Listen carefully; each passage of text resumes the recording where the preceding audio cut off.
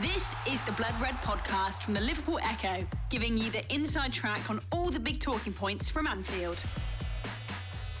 Very good afternoon and welcome to this Friday edition of the Blood Red podcast, brought to you as ever from the Liverpool Echo's offices here in the heart of Liverpool city centre.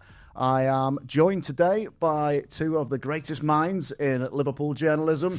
I'm sure they won't mind me saying, I'm not being paid for this. It is Paul Gorst and Ian Doyle. Gorsty, how are you doing today? I'm good, yes. Yeah, we are on a Friday without a press conference, so we're a little bit more relaxed than we normally would be. But yeah, good. Good. Pressure off, feet up, maybe. That's it, yeah. A couple of donuts this afternoon. The shackles are off and we can play with freedom. So let's do that. What about yourself? Well, I like that. I'm all for expressing ourselves. I tell you what's not off, and that's our clothes, because it's absolutely freezing, because they appear to have not paid the heating bill. But tell you what is off, Doyle. Some percentage of NordVPN's offer, I guess. Yes. You've ruined it for him there. You've stolen his thunder. Sorry, his thunder. I'm sorry. You know, I mean, I've spent all that time on a segue, but, I'll let you off. Obviously, I wasn't there last week. I was in Italy. So I missed Liverpool's, I understand, impressive victory over Brighton in the FA Cup. I did try and watch it in Italy on the phone, but I ran into a bit of trouble because my TNT subscription wouldn't work because I didn't have a valid VPN, which I felt a bit embarrassed about because obviously we are sponsored by NordVPN, and that has prompted me to subscribe. Why wasn't I already subscribed? I don't know. But we all know Nord is our sponsor, so a couple of benefits that you can get with Nord these days is one of them, of course, is being able to watch sporting events, TV shows and films which aren't available in your region by switching to your virtual location to a country which is showing the event. For example, Italy. I had to watch Inter v Juve instead, which was actually a good game, to be fair. NordVPN also protects your private data like bank details, passwords and online identity, and you can put these features across 10 of your devices with one account. To get the best discounts off your NordVPN plan, go to the link nordvpn.com/bloodred. Our link will also give you four extra months on the 2-year plan, and there's no risk with Nord's 30-day money-back guarantee. And the link is in the podcast episode description box. Wow, what a mouthful. Flawless. Yeah. It's tough to say that at the end of the podcast episode description box, isn't it? There's a lot of things going on in there, which is you can trip yourself up over. But we're here to play with freedom today, as you've told us, Gorsty. Got that Friday feeling, haven't we? Got that. I could feel it rattling through my bones as we speak. Okay, let's get on to the important matters. Arne Slot had a Thursday press conference. He did. This week. Any reason you decided to go a day early there, or you're not privy to that information? I think it might be because the players were off today, which is Friday. And also they had no game in midweek, so why not take an opportunity of just mixing it up a little bit? I know everyone thinks because it's been moved from a Friday to a Thursday, it means he's leaving, because that's what happened with you. Literally once, right? So, but I think that people have that's abated, hasn't it? That whole thing of anything out of the normal routine, and people get a little bit panicky. That's just life itself. I also think there's an element of, disclosing injury information as far out from the game as you can means that you can be a bit more coy, I think. Well, speaking of injury information, he did confirm that Jeremy Frimpong won't yet be involved, which I don't think we were expecting anyway, were we? But he did kind of suggest it was looking better for Joe Gomez to start and be involved. So I'm sure we'll see him at some point, if not from the start. But also slightly better news on Alexander Isak, who's sort of back on the pitch doing a few bits now, and that's encouraging for Liverpool, of course. Hugely encouraging, yeah. I mean, someone asked Slot recently, maybe 3 or 4 weeks ago now, and he said that he was nowhere near a comeback, and now he is back in the gym, isn't he? He's on the pitch, but he hasn't got his football boots on, he's got his running boots on, which suggests that he's not nearing a comeback. But yeah, it was encouraging. Was it last Friday those pictures came out of him in the gym, in the training gear, and working his way back? Now he's out on the pitch. And Slot was hopeful of a sort of late March comeback, wasn't he, by the sounds of things? So yeah, let's see how it goes. It's going to be interesting to see how Liverpool play that with Sweden with the international break coming up, because Sweden, I think they've got a World Cup qualifier, have they? So they will want him involved if there is any potential for that. But having not played for Liverpool until then, there could be some internal debate behind the scenes there. And I think Slot actually asked at one point, the reporter asking, was it Karl Markham, the Press Association, are you asking on behalf of the Swedish FA? Because Karl was trying to get the update that he eventually got. So, yeah, encouraging, but I'd be slightly mindful of expecting him to come back, hitting the ground running and giving Liverpool an extra dimension. It's just good to have him back, see him being able to contribute for maybe 15, 20 minutes at the end of games. I still think we'll see the best of him next season when he's had the benefit of a full and hopefully uninterrupted pre-season schedule, and then he will start to show why Liverpool were so desperate to bring him in, sort of last year. So, yeah, good news, but I don't think he's going to be, not back for at least another 4 or 5 weeks. And then I'd be wary of expecting him to come back at 100%. I can't remember who wrote this yesterday. It was definitely one of you. But there's parallels drawn between... He was off, so it's definitely that should make it easier for me, really, shouldn't it? Powers of deduction then. So, Ian, I think you wrote yesterday there's some parallels between Alexander Isak and Djibril Cissé in terms of having to overcome a serious injury but still have the potential to come back and make an impact before the season's out. And how much influence do you think he can still wield on this season if he is able to get back to fitness and has he still got a big part to play? Well, the thing about the Jib is obviously he was an English. Please, the Lord of Frodsham. I'll get this right in a minute. It was a club record signing. Isak just happened to be a British record signing as well. Striker, come in, played for a bit, got injured. I know that Cissé's injury was a bit worse. He was out for nearly 6 months, so we reckon Isak will be out 20 years ago as well. But players come back quicker now, don't they? They do, yeah, that's true. But I think his was much worse, broken leg. Well, I was at Ewood Park today. It was horrific, wasn't it? Yeah, so there's that. But he came back and he only made one start. He came back in just after the March international break, which again is what we're expecting Isak to be back. He only made one start, which is the last game of the season, which was a nothing game. He scored twice against Aston Villa for a Liverpool team who were challenging for the top 4 and didn't get there, but ended up winning the Champions League. Now, there's every chance. Cisse ended up coming off the bench in the final and scoring the penalty shootout against AC Milan. And if Isak did something similar in terms of his contribution, you wouldn't be surprised, because I don't think he's going to be starting many games when he comes back, because by that point, Liverpool would like to think that they're certainly in contention for that top 4, top 5 place, and they'll want to still be in the FA Cup. Obviously, they got Wolves in the next round. The Wolves-Brighton thing just continues forever, and they'll want to get a bit deeper into the Champions League, which I know we're going to touch on in a bit. So the opportunity will be there, but I think it'll be more because the way the team has kind of developed in his absence, certainly with Ekitike and Wirtz and Salah kind of having that kind of link. I think they won't want to disrupt that too much now while the season is getting to such a critical point, but Isak's obviously such a very good player. They won't spend that much money otherwise. He knows the Premier League inside out. That I reckon he'll get the odd start when they're rotating with Ekitike. And there's every chance he will score the odd very important goal for Liverpool, which is exactly what Villa wanted from him at that stage of the season. Obviously, the only thing they wouldn't have wanted is for him to hardly appear or hardly contribute for the 6-7 months before that. But with if he comes back as we think, could be FA Cup 6th round if they get through the first week in April. If not, Everton? Is it Everton? I'm honest. No, it's not Everton. No, it's not Everton. I don't think it is. But I think the Everton game could get moved, couldn't it? I think. Yeah. So I think after that, there are a number of... It can't be Everton. The number of home games against London clubs, then you look at those last 4 games, they've got Chelsea at home, they've got United away, and they've got Villa away. It's that massive, mate, isn't it? And if that has got a Champions League semi-final around that as well, then you need every single player that you've got. And when you've got someone like Isak there, then, yeah. While I agree with Gorsty that you'll see the best of him next season, Slot was talking about, he thinks he can do that when he comes back this season. Is he expecting him to do that? So what's been happening behind the scenes, in terms of training, not now, but I mean before he got his injury, they must have seen something there that suggests that he's getting much more nearer to what they want him to be, and they'll hope he can hit the ground running when he comes back. I think the good thing is what it does is it allows Ekitike to have a bit more of a breather than perhaps he's been used to in recent weeks.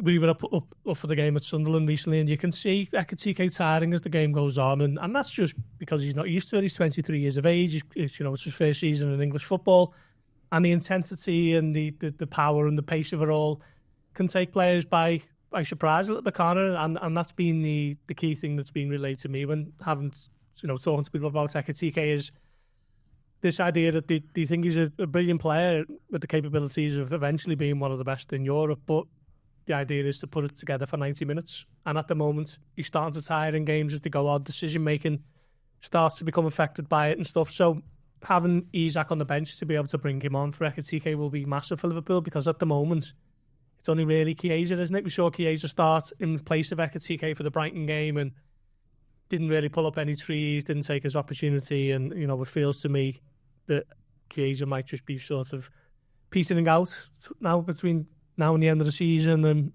so having Isak there in place of Ekitike as a sort of backup for Ekitike will be huge. So that's a plus point.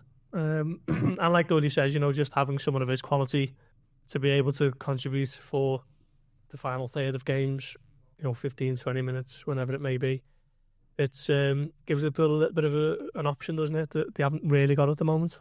I guess as well, his expectations himself are sort of slightly reset as well, because obviously he's come as a record signing, would have expected to be starting games, struggled with injuries and form at the start, and then found himself in competition with Ekitike.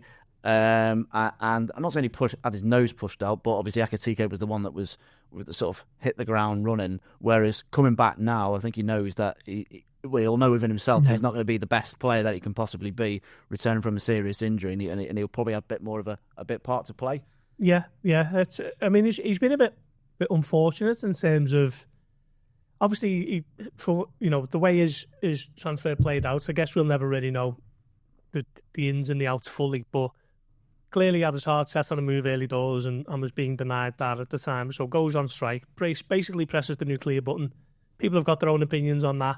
But he comes to Liverpool on September 1st. It's international break immediately, and he hasn't had a pre-season to call his own, has he? So he's already off the pace, and Liverpool have played 4 games after by that point.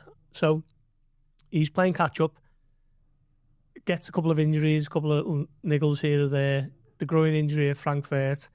So, and he's in a team who is struggling, for a number of reasons, not related to his transfer at all. So he's been a bit unfortunate in that regard, but he's going to come back into a team who look a lot more settled.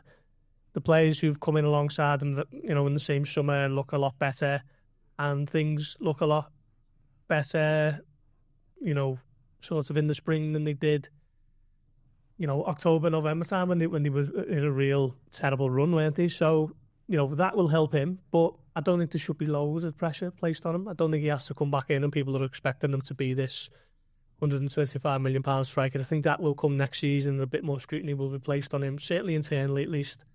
But until then, it's just good to see there is a comeback on the horizon, and then let's see what he's able to produce.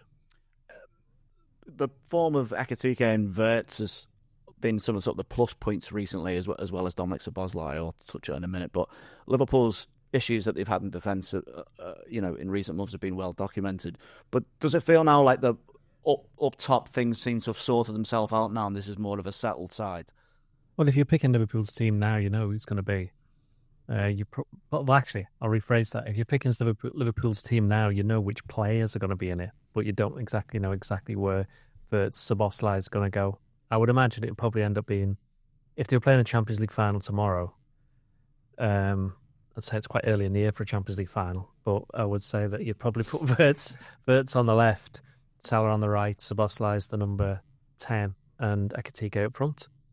Is what even if Isak was fit, I suspect if he was fit tomorrow, I think that would still be the team at the moment, which is the point I was trying to make before. I don't think there will be much expectation on Isak between now and the end of the season because of the injuries. I think anything that they get out of him this season now will be a bonus, which sounds a bit of an odd thing to say given the fact he costs £125 million, but you've got to bear in mind all the issues that Gorst just mentioned then. Next season will be interesting. Again, as Gorst said, there will be more demands on him internally, but going back to your question about Liverpool being more prolific in terms of putting chances away, it's helped some of the teams that they played recently, Qarabağ, Barnsley, Newcastle, who, unless they're playing Qarabağ, seem to not be particularly good, or against 10 men like Aston Villa.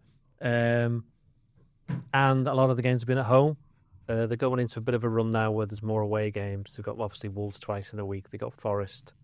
They got Brighton. That's all between now and they'll have one leg in the Champions League as well. That's between now and the March international break.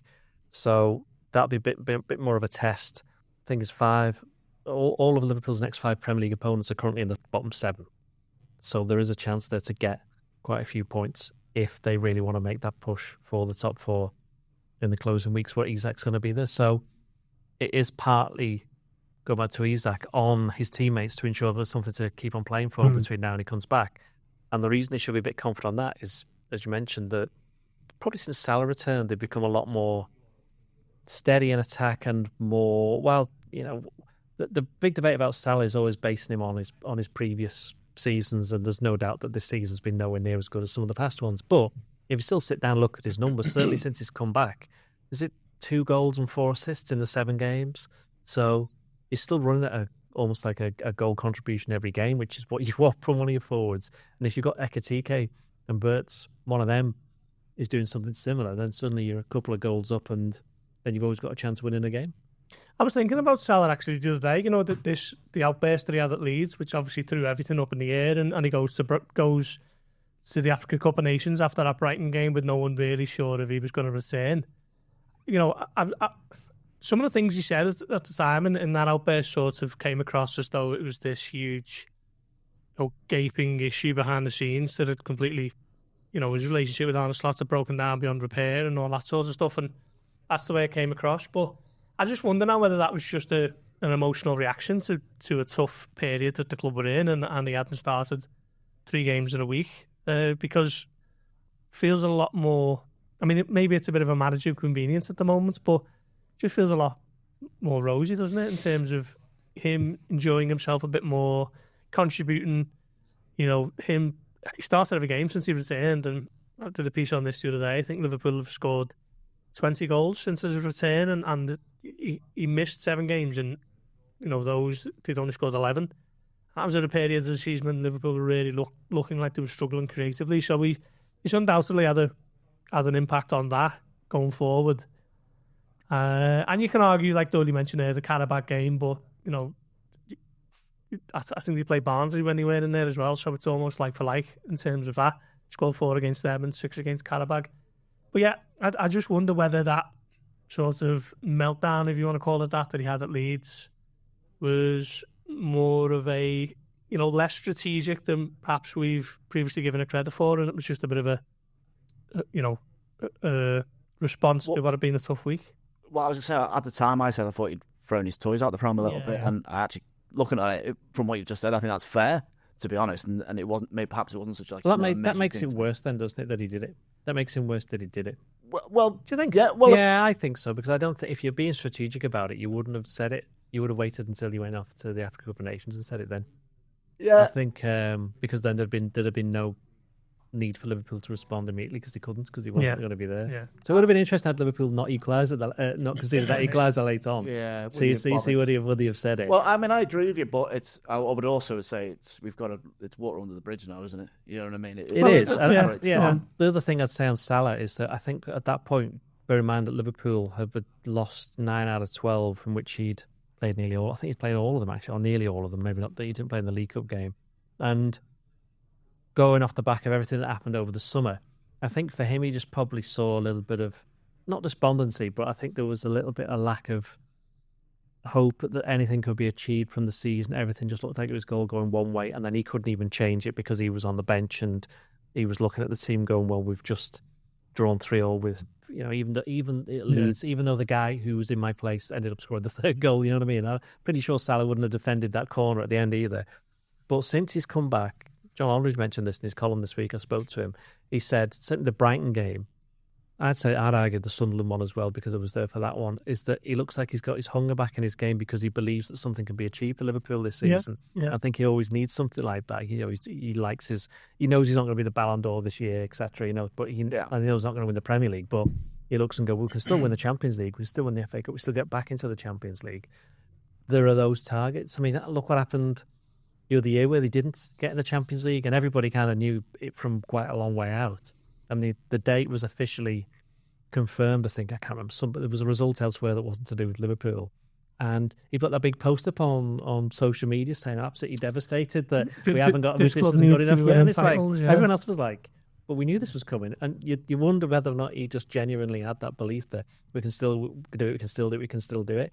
And I think maybe he lost that a little bit in the autumn, especially because he couldn't do much about it when he wasn't in the team.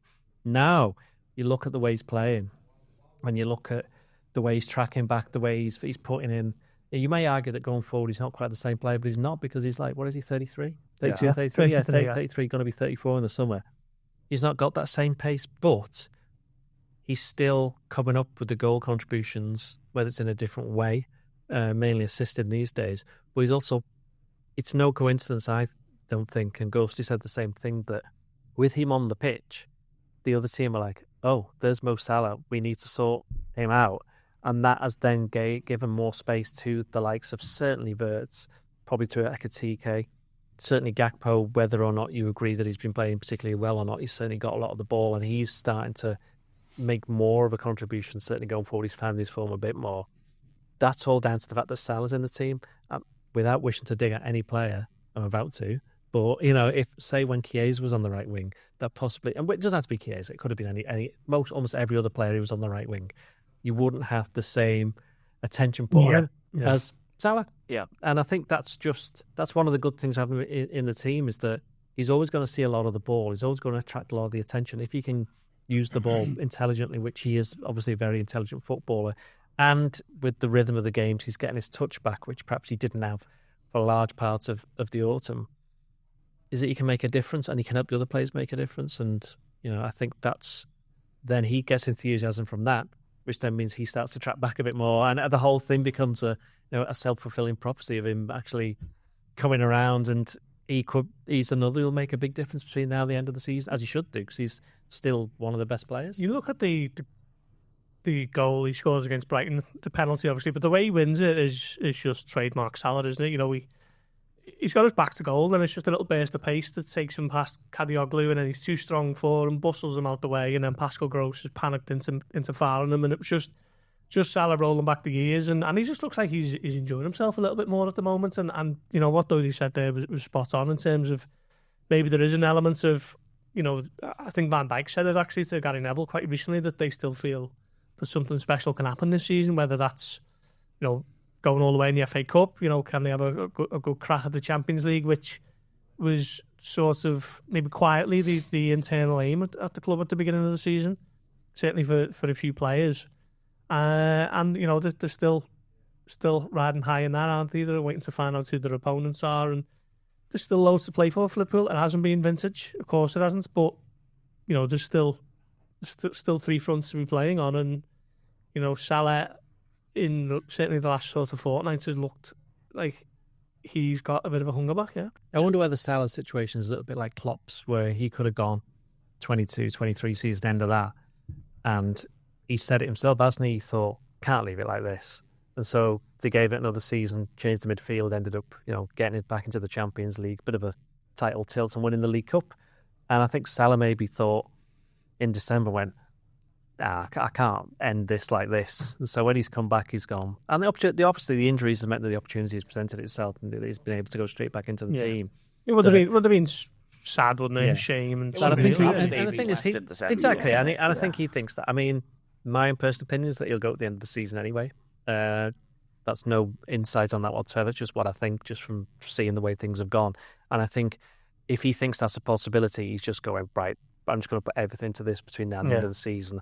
I want to play. I want to prove I can play, which is why, on top of that, they're actually getting some good, decent results overall, and they're making progress in the cup competitions. Well, we know he thinks like that, because when he went into the last year of his contract, he said, hasn't he, loads of times, that he was basically he wasn't thinking about it, and he was just giving us all for last season, and look at the season he produced. And you know, he's Liverpool's best player as they win the league at a canter, and I suppose that's his mentality, isn't it? You know, just focusing on, I want to be the best that I can be, and let's see what we end up getting out of it. So yeah, I think it's been a real positive for the last few weeks, and long may it continue. John Barnes reinvented himself after injury. I don't know if that's something Salah can do to prolong his career. Is that? I think it's a bit far gone now. I mean, John Barnes did that when he was in his late 20s. You know, Salah has already reinvented himself once, I think. Yeah. And I don't necessarily think he needs to again. Certainly if he's going to end up next week with Saudi Arabia. Yeah. To be fair, John Barnes wasn't getting offered a king's ransom to move to was. Saudi Arabia at the time. But he does often have a skip outside of his house. So no idea what he puts in that. Rubbish, I'd imagine. Very excited to say I'm off to Japan at the end. You've never mentioned this. I know I half bore people to death about it, but I'll be making my second trip to Japan, and I've checked the fixtures. And I'm not actually missing any fixtures. Well, at he the won moment. to the Chalmers, isn't he? Exactly, yeah. Please, Michael I've had a Palin. holiday for. You haven't had the holiday. How old are you? Travel with the Reds. Michael Palin and you, the Chalmers. Who's the modern day equivalent? There isn't. There isn't. That's a good point. Escapes to the country. Escapes to the Orient. Yeah. I played Jasmine, for them. someone. Yeah, very nice. You two must be personally known at Liverpool Airport by the check-in staff. Yeah, because we're working. Yeah. Exactly. No, we get to go when we get to go on the special areas. So oh, do you? Yeah, little private check-in and all that. Yeah. Hi, Ian. Yeah. Had your haircut? No, that never happens. No, anyway. I didn't think so. Wow. When that's it's terrible, isn't it? Yeah, that's the kind of that's why Arne Slot gets abused because he's got no hair. If he had hair, he wouldn't get abused as much. Anyway, go on. I think you're right. There could be an FA Cup go while I'm away. I'd like to keep in touch with you both while I'm in Japan. He's done it, hasn't he? A way I could do that would be by using an eSIM. You can get a very good one from Salah, who just happened to be a returning sponsor of the Blood Red podcast. I'll give you a couple of examples of why you'd want to use Salah. Well, first of all, what is it? It is an affordable, easy to use and sustainable eSIM service that gives reliable mobile internet connections from anywhere in the world, including Tokyo. A couple of examples. You save money on eliminate roaming fees, and believe you me, you don't want to pay a roaming fee from Japan. With an affordable eSIM data plan in over 200 destinations, and it also gives you a fast and reliable internet connection upon your arrival in destination. So you've got any messages waiting for me when I get there, Ian? Welcome messages or where are you? Have you done this? Oh no, sorry, I'll sort it when I get back. And it also rules out the need to buy an international SIM and try and get one when you're there. So that's good. For more benefits and more information, download Salah in the App Store. I believe we have a promo code for this. It's actually greyed out in my... The promo code is not right. It's not, no. Okay. Don't worry about the promo code from me. It is in the description box below. For further details, go to salah.com/. Had you read this before you started? Can I shock you? Great preparation there. No. Question. Which game took place 35 years ago today? Famous game. 30? I know you know. We've talked about it before. Yeah, we were. Unless you were in. I don't know. Can't remember. Was it 35 years ago? So that's 1991. Was it the defeats of Bristol City? No, that was 1994. Oh, okay. That was the first time I ever saw Liverpool lose a game. It's not really famous, that's is an it? infamous In the game. purple kit, purple and green kit. Is that right? I'll get Yeah. Oh, Brian Tinian's good. yeah, that's There was Who's Grobler should have been sent off. there was a load of police in the middle of the Kop because one of the part of the roof was unstable, basically. Well, they were knocking it down at the end of that season, weren't they? Yeah, so they weren't going to fix it. No. I don't know. Go on. There were 8 goals in the game. The 4-4. Yes, it was. Yeah, 4-4. Wow, which was featured in the last week's paper edition of Blood Red. There you on go. The front, wasn't it? 4-4. Yeah. Kenny Dalglish's last game in charge. Yep. Correct. Yeah. John Barnes screamer. Yeah. From there, listen to that on the radio. Frame B. I was there. Yeah. Good. That's the end of That's that. That's the end of that quiz. Yeah. That was 35 years ago today. Yeah. Okay. So were you on your second job by then, Ian? Or? How old were you? You were 30 what? I'm 46. No, so, you were. No. So what? I was in secondary school, And I mentioned this the other week, didn't I? But the next day, the caretaker ran into Craft Design Technology and said, Dalglish is gone. And no one believed him. And of course he had. A shock. It's crazy, isn't it? The way it changes. We still remember that. You were getting your car fixed, weren't you? I was in Quick Fit. I got the heads up that he was going, and then literally 2 minutes later, he'd gone. I need to go to Quick Fit on Monday, actually, but that's another story. It's funny how people consume the news now, because if Slot was to suddenly announce tomorrow that he'd left, hopefully... I'd be made up because I'm off. So. Well, hopefully people will come to the Echo, but you may also get it by someone dancing on TikTok or something. So. That's you, innit? I don't... You're on TikTok, aren't you? Follow him at Garnster. Yeah. I only dance in dark rooms with bright lights. That's it. Or after winning the league. That's enough about your past life. Championships. Yeah. Moving on. Yeah. Okay, we've got Saley in the bag. We're all going to get Saley for our holidays. We don't get holidays, by the way. Apparently not. But you're off tomorrow. Nottingham Forest. Yes. Next, who are on their fourth manager. They are. So they've had more managers this season than Manchester United have won European Cups. That's correct, isn't it? Yes. Well, I'll tell you, it's correct. They won 3-0 midweek. New manager bounce already in the cauldron of Fenerbahce. Wasn't much of a cauldron for them. Of course, Liverpool already lost in Istanbul this year, and Morgan Gibbs-White has been bigging up the new boss and basically saying they've got new identity. And Liverpool have already been smashed by Forest once this season under the previous manager. They need to avoid that happening again. Is there a bit of a worry that the tails are up for Forest all of a sudden? Not really. They would have just been up anyway because they're playing Liverpool at home, and it's probably one of their biggest games. Well, it probably is their biggest game of the season due to history of everything that's gone on in the past between the two clubs and even just recently. I mean, Liverpool will obviously be very mindful of what happened at Anfield because it's weird because I actually thought Forest weren't very good that day, which shows you how bad Liverpool were. And I'm not surprised to see them struggling. I know that it's a bit odd in the sense that they did really well last season, but even towards the end of last season, they tailed off a bit because they were up in the Champions League places, weren't they? Then when they're already in the Europa League because to a technicality of Crystal Palace because they had to drop into the Conference League. So, what was it? Marinakis was on the pitch, wasn't he? The last game of last season, mouthing off to whoever it was. It was Nuno, wasn't he? And he didn't last very long after that. Postecoglou was there for about 6 minutes to the point where I nearly forgot he was there. Yeah. Sean Dash, he came in and his results weren't that bad, but I think once West Ham started winning some games recently, I think they started to panic. And when you don't beat Wolves at home, although obviously this week we've seen Wolves are actually quite good, he's panicked again.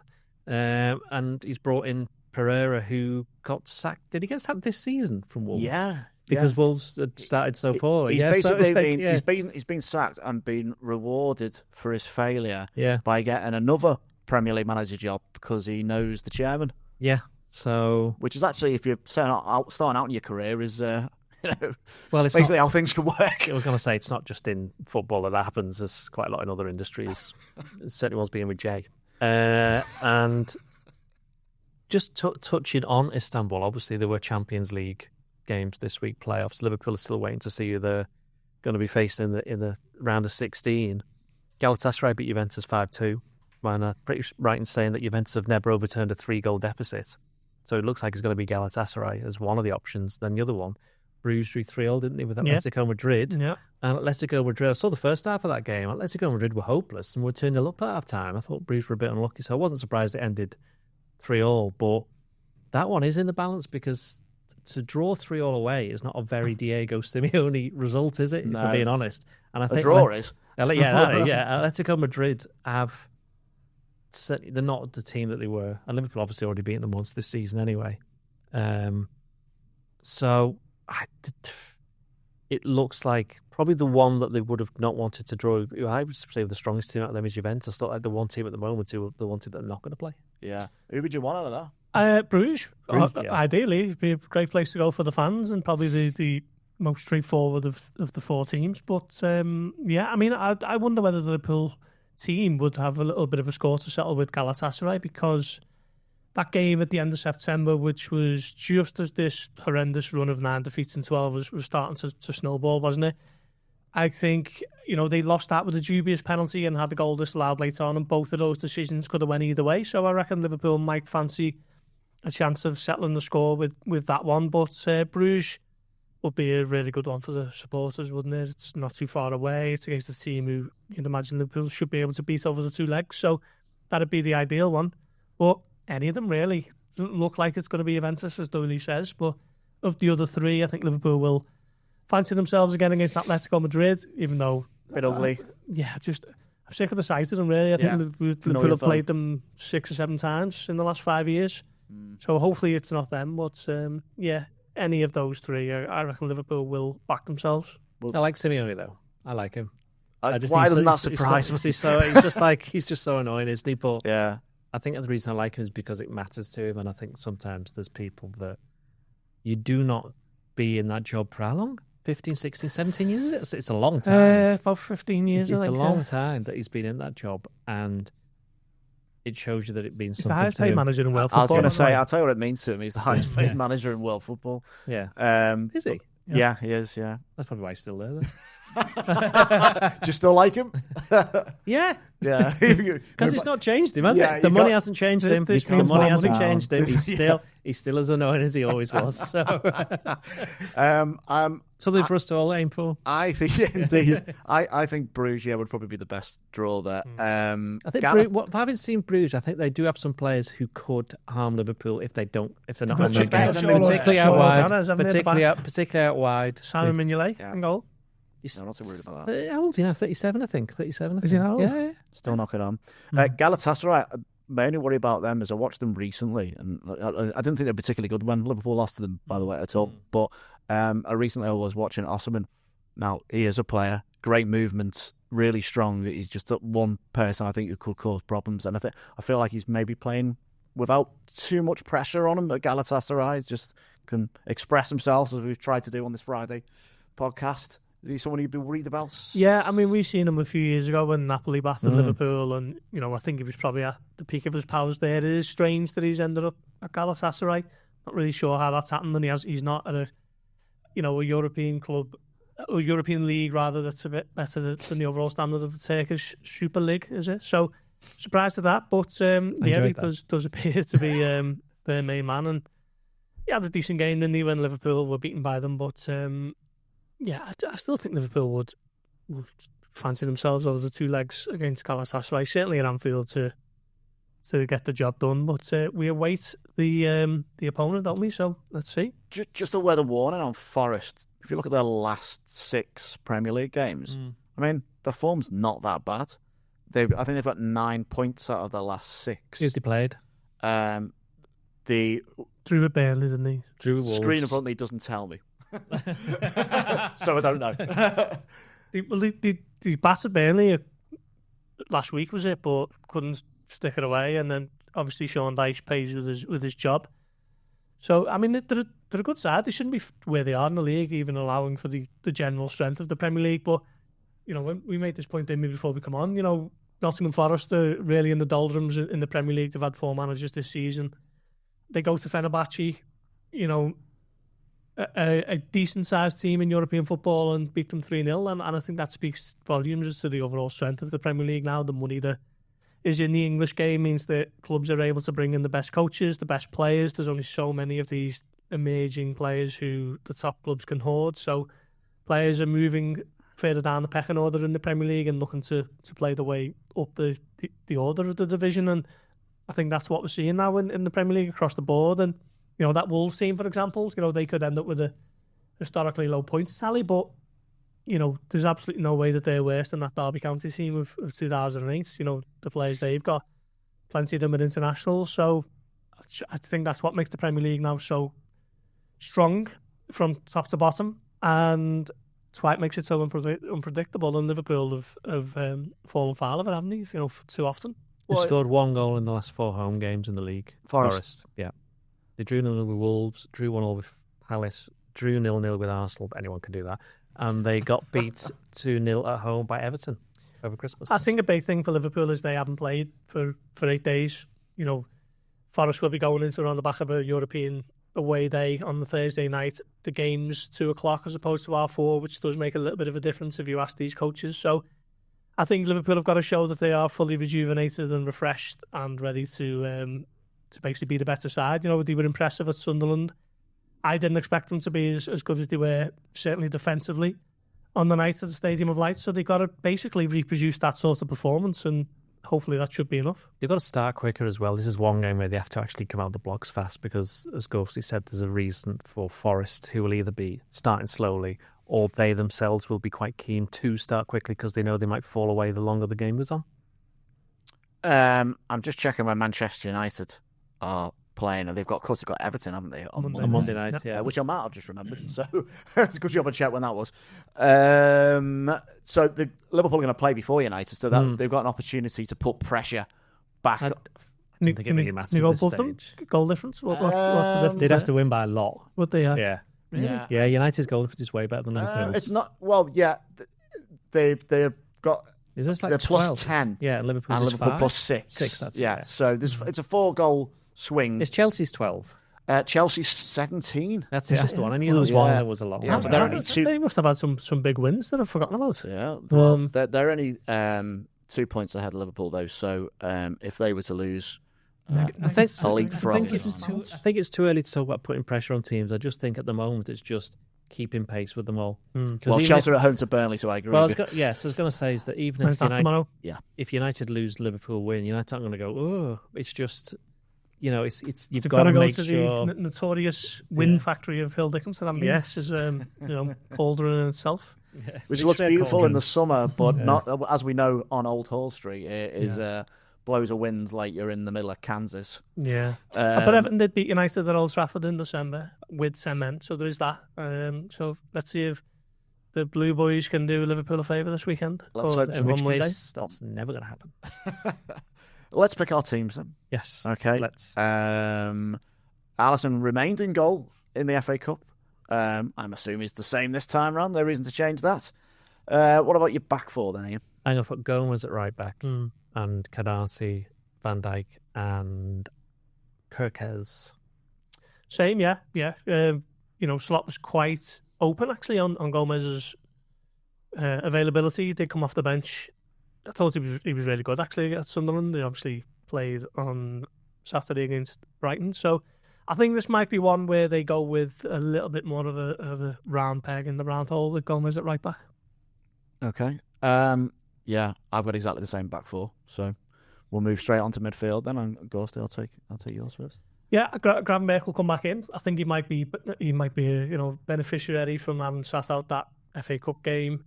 He'll come back in, and I'm going to put Szoboszlai in there in the deeper role alongside him because you can't really leave him out now. No matter where he's going to play on the pitch, you've got to find a place for him because he's in great form. I'm going to stick with Gravenberch and McAllister and put Szoboszlai number 10. Interesting. Okay. Did McAllister... sorry, I wasn't here. Did McAllister play midfield against Brighton? I wasn't here either. Oh. Yeah, he did, yeah. Yeah, I will stick with him actually.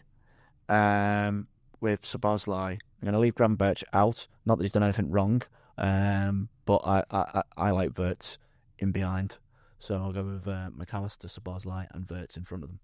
Yeah, I'm going to put Wirtz in there as well in the advanced position. Cody Gakpo on the left, Mo Salah on the right, and the Ekitike returns. He obviously come off the bench didn't he, against Brighton, but I think he should, have benefited as much as anyone from not a lot of football over the last 8 days or so. Well, I think he obviously played most of the game against Sunderland, but he's had, a good few days off there, hasn't he? He was in Paris earlier this week. Some of the players were given a day off or two, and they made the most of it with a couple of whistle-stop tours, and he was back in France. But hopefully he's rested and fully ready to return to the team.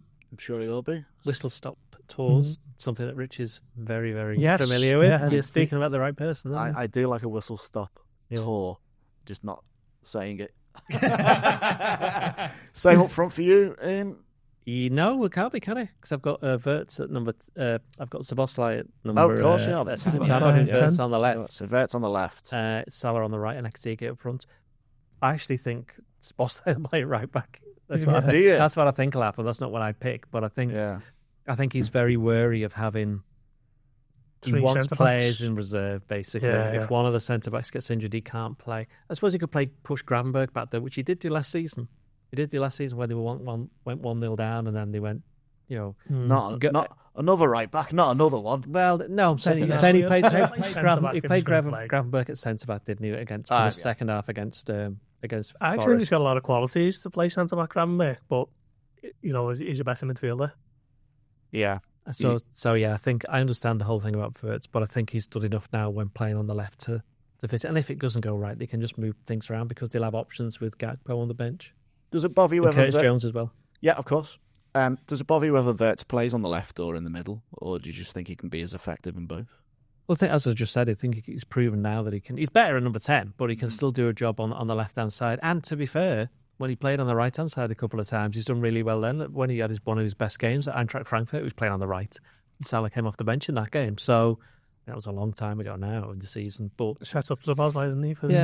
so I think that wherever he plays, he's going to make a difference. And since he didn't play, I wrote something this week. He didn't play against Forest in that 3-0 game, and he didn't play against PSV when they got beat 4-1. If you don't count the League Cup games, which he's rested for, he's played every single other game. They're the only 2 games he's missed, and they ended up having the 2 worst results the entire season. Was he injured? Yeah, he done had a muscle injury. Yeah. So by the time people were like, well, it doesn't really matter because he's not pulled up many trees so far this season. But turns out that when he came back from that game, he played against West Ham. He kind of had a hand in the first goal, didn't he, with the pass through to, I think it was Gakpo set up Isak, and then he was off then after that. Form is temporary, class is permanent, as they say. He's in the groove. Let's go to predictions then. I'll start with you, Gorsty. Piera, new identity at Forest again. What's it going to be? It's going to be tough. It's going to be hostile. But I think Liverpool showed us Sunderland they can stand up to it. So more of the same. I'm going to go 1-0 Liverpool. Doyle? Liverpool have won one league game at Nottingham Forest in 42 years, which was the Nunez one in the last minute. So I wouldn't be surprised if it's something similar. I do think that 3-0 game will be playing at the back of the Liverpool's minds, not in a negative way, but in a positive way, going, we owe them one for this one. And I think Liverpool will win 10-0. Sorry, 1-0. I misread my notes. 1-0. I will. I'm feeling positive. That Friday feeling has reached my tongue. But, digest that information as you will. No, really don't. I'm not. I will go for the 2-1 win for Liverpool. Yeah. Sorry. I'm feeling positive. I agree with you about the Sunderland thing. Is that a bit of a turning point? I'm wondering, just in terms of showing a bit more grit and determination to win in difficult circumstances, and hopefully that carries on tomorrow. On Sunday. Sunday, yeah. 2 o'clock. 2 o'clock. Are you both going? Yes. Lovely. Calling to Hooters on the way in, or We what Hooters. have you? Yeah. What was your rate it? My mates had a stag do in Nottingham a couple of years ago when we ended up going there for some. It's actually when Liverpool played Newcastle. They won 2-0. Remember Nunez early on and Gakpo, was it? Oh, yeah. There for that one, yeah. Good time. Yeah, what I can remember, I think, yeah. They've closed on at Liverpool, haven't they? Good chicken goujons. Is that what they call them these days? Well, I on know that bombshell. Yeah, we walked past it on the where we park. We walked past it, but we will not be going in because we'll be professional. Exactly. Yeah. Well, they closed the Liverpool one, but you'll always have Nottingham. Yep. Once a year, unless they get relegated. You can still go. We'll call that a day there. I think. Thanks very much for joining us today. And thank you to our viewers today. These guys will be at the City Ground on Sunday, and we'll, as usual, we'll have all the Match Action live blog and a reaction pod on Monday. So until then, have a good weekend, and we'll see you soon. You've been listening to the Blood Red podcast from the Liverpool Echo.